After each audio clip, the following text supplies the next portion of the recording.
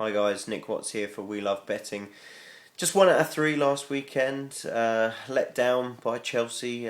Swansea obviously scoring that late goal, and somehow Southampton weren't really up for it at West Brom and couldn't get on the score sheet. And that was really what I was banking on with those over 2.5. They've scored so often this season that you can't expect it, and you always think they will concede two.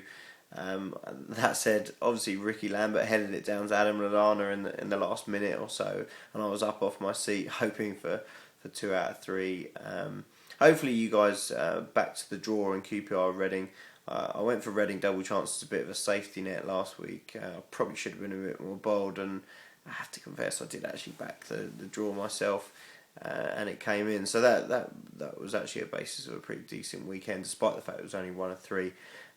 I'll try and get the full quota back up this week to get myself back on track in terms of these tips. Anyway, so let's kick that off without further ado. And I think one of the most obvious wins, just in terms of on paper this weekend, is Everton to beat Sunderland.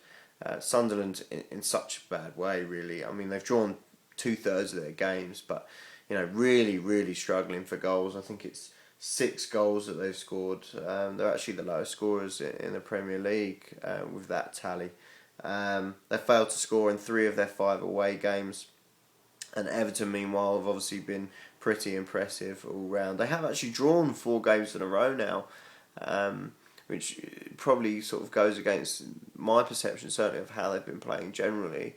But they've been an exciting team to watch. They're the 4th top scorers in the division. I think it's Man United, Chelsea, and strangely Fulham, who are the only teams to have actually scored more goals than them. And you've backed them to do the business here, wouldn't you? They're an incredibly short price, as it seems to be a lot of weeks. 8 to 15. You can actually understand it this week. I'm not exactly going to go and tip up an 8 to 15 shot though. It's just so tough to see anything other than a comfortable Everton win, and I'm tossing up whether to back Everton to win to nil or -1 goal at 6 to 4. I'm going for the latter, just purely because if Everton put on a really great attacking display, so often you see teams getting hammered, but scoring a consolation goal as the opposition switches off a little bit at the back without the need to defend so rigorously. It's always a bit of a sickener when you back win to nil and the team that you're with wins 5-1 or something. So I can see Everton easily scoring 2 goals.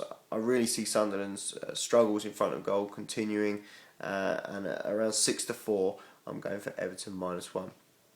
Next up then, I'm going for Stoke QPR. I think you can probably guess which way I'm going to go with this one, in as much that I opposed QPR last week. Didn't deserve to be odds on against Reading, and so it proved. 11 to 4 that draw was. QPR just not clicking. There's plenty of opportunity for them to turn things around this season, with or without Mark Hughes. That remains to be seen. But this is not a great game for them to go to Stoke. They've just been absolutely abysmal away from home. I don't think even QPR fans will argue with that, really.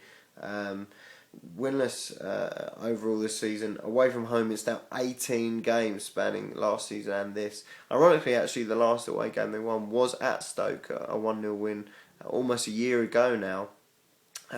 Real strange one that, but they also won at Everton last year as well, if you remember, which was another odd one, really. Another side that you'd expect to beat a team that doesn't do particularly well away from home, but they won that one 1-0 as well. So far this season, though, it's not happened for them. They're actually 19th in the half-time tables. It did make me wonder whether Stoke, with their kind of typically rugged home record, of which they're now unbeaten in 11, were worth backing half-time, full-time at around 2 to 1. But they're 10 to 11 here, and I just think it's a much safer play to go for that. And it feels like a really safe bet. Just as I say, they're unbeaten at that time. They're defensively sound. Only Arsenal, Man City and Sunderland have actually conceded less goals than them. And I think, QPR are going to struggle to score goals here.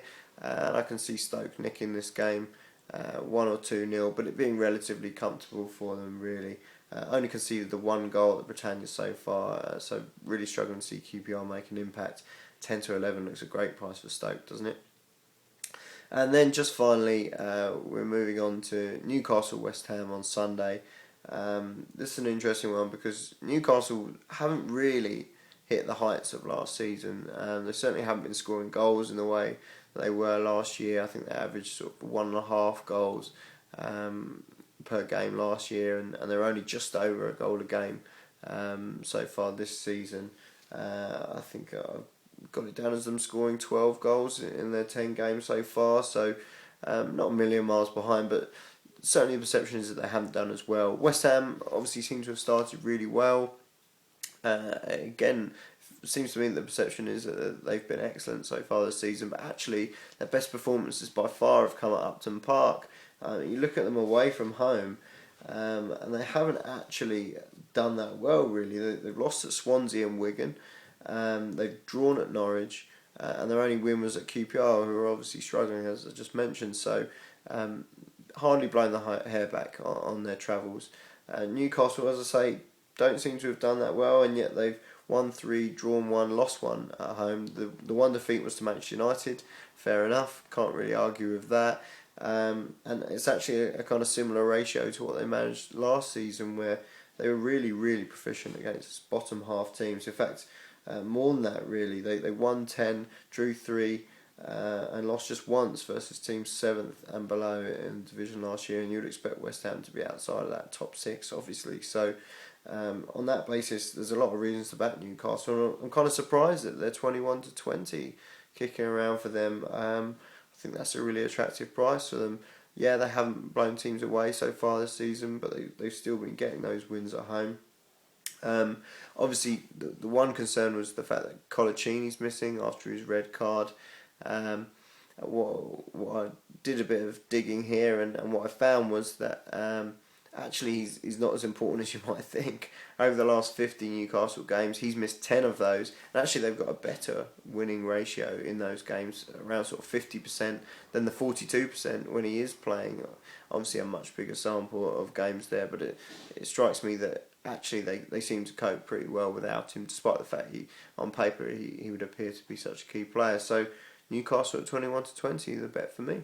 So just recapping those 3 bets, I'm going for Everton -1 at 6-4 against Sunderland. Stoke 10-11, can't be missed at home to QPR. And just finally then, Newcastle to beat West Ham at around 21-20. Good luck this weekend.